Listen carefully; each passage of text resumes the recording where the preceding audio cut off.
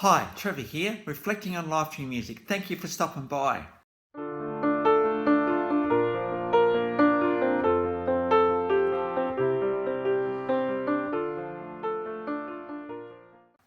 Well, coming again today, you're very, very welcome. I trust you enjoyed my last video on Joan Armatrading. And through her 1980s mega hit, Drop the Pilot, we looked at just going for it. So trust you found that one encouraging.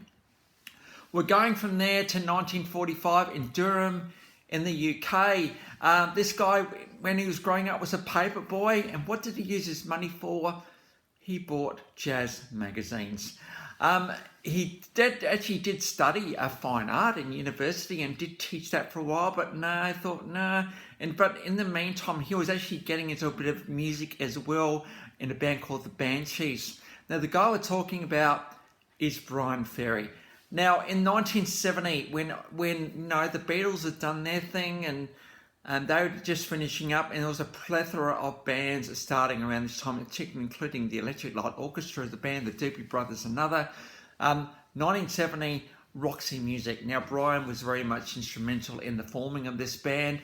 And between 1972 and 1982, Roxy Music became style icons, just typifying everything what it meant to be art, rock. And of course, Bryan Ferry is Mr. Smooth, Mr. Sophisticated, Mr. Suave, and he wasn't scared to shake up what he wore on stage, from suits to army clothes to whatever it needed to be. He was the ultimate frontman for Roxy Music. Roxy Music actually, and there were 8 albums, and they actually sold around 6 million copies, and they did have had some reformations ever since. It's a classic case of bands don't ever finish. Sometimes they just a bit of a break. Got a couple of, I suppose, video clips on Roxy Music. We've got a studio version of Same Old Scene, which is probably my favourite Roxy Music song. Just something about the keyboards in this particular, just the whole thing is beautiful. Got a live version of Love Is a Drug as well. And then, of course, as I said, suave, sophisticated. Another guy that was also a fashion icon was David Bowie as well, and so very much contemporaries with each other. But Bryan was actually also getting established as a solo artist as well. In 1973, just seeing some covers of some standards. These Are Foolish Things actually peaked at number 5. Number 1974, Another Time, Another Place. That one peaked at number 4. And 1976, Let's Stick Together. Now, this is an incredible song, this one. Obviously a cover, but Bryan well and truly made it his own. Bryan can play harmonica really well, and he really shows this off in this 1976 classic. We've got the official clip. Now, this has got the iconic girl who gets in the middle, Jerry Hall. So we've got the official clip, and then we've got a live version all the way forward to 2018. Just at the proms, there's a lot of production going on there, and Bryan's still got it absolutely. Let's Stick Together. We made a vow. How will our child be if there's no mum and dad? But it's done in a very almost like compelling way. Almost like, hey, oh, for heaven's sake, let's just get over ourselves and let's stick together. And I think,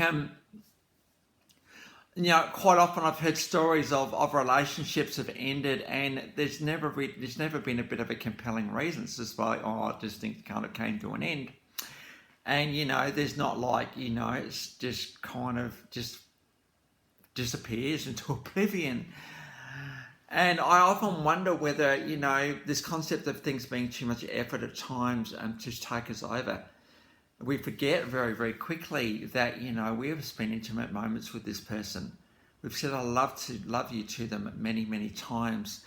And we owe it to ourselves, I'm thinking, to actually be able to just push past that and think, oh, hey, let's stick together. What's it going to take for us to stick together?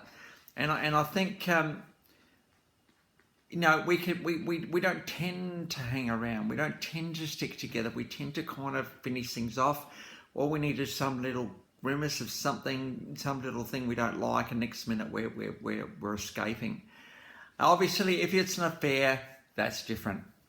I'm not talking about affairs, I'm not talking unfaithfulness, I'm talking about just drifting apart. Well, if we are continuing to talk and to be transparent and open with each other, there should not be a drifting apart. It just shouldn't be. We don't kind of we don't drift apart just all of a sudden, do we? Drifting apart gradually happens over time.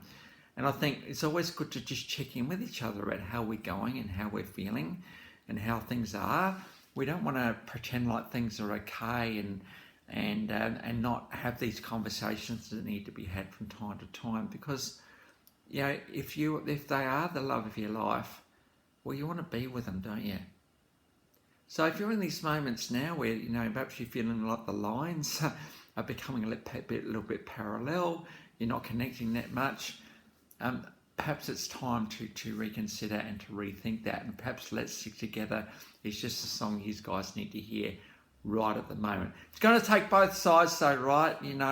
Both of you need to come together. So if one partner says, hey, look, I'm just feeling a bit at the moment, well, the other party needs to respond in a way that's going to enable communication to happen. We don't want to shut down communication, particularly as communication as important as this one. So Let's Stick Together, a great song from 1976. Well, after Roxy Music finished, out came the album Boys and Girls. This album went to number one, a very significant album for Bryan Ferry, Slave to Love. Interesting clip, this one. It's almost like love is a bit of a taskmaster. This love is this thing that we have no control over. It's a thing that is bigger than us. It's a thing that is big enough to capture the hearts of two and bring them together. There's a little bit of but this just goes a little bit further on thinking. It just thinks about, well, hey, love is love. It's a ferocious, poignant, potent force of nature, and love gets us to do all sorts of interesting and amazing things, including having the Let's Stick Together conversations. And so we've got the official clip of Slave to Love. This is a classic Bryan Ferry song. Really, really, he's just the perfect guy to sing this one. His vocals have been dubbed as very unique and extremely influential. Here's a style icon, this guy. His voice encompassed the whole emotional spectrum. And according to Duran Duran, who inducted Roxy Music at the Rock and Roll Hall of Fame, we're talking about open heart surgery, cinnamon for cool.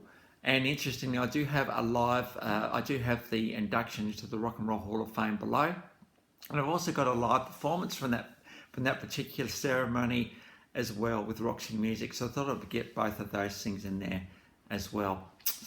Bryan Ferry actually has, between 1973 and 2018, 16 studio albums, 4 live albums, 8 compilation albums, 6 video albums, 40 music videos, 2 EPs, 45 singles.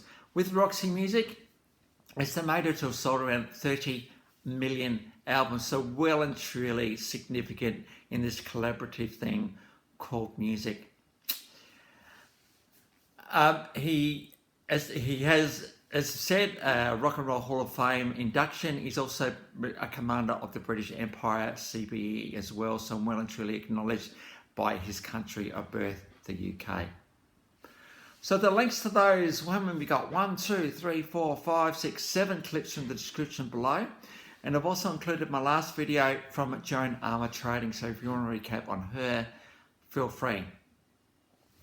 Well, if this is your first time to Life Reflections through Music, or you've come back for another one, how great to see everybody here. Next time, we're going to get onto Joan Baez. So until then, I'll catch you around.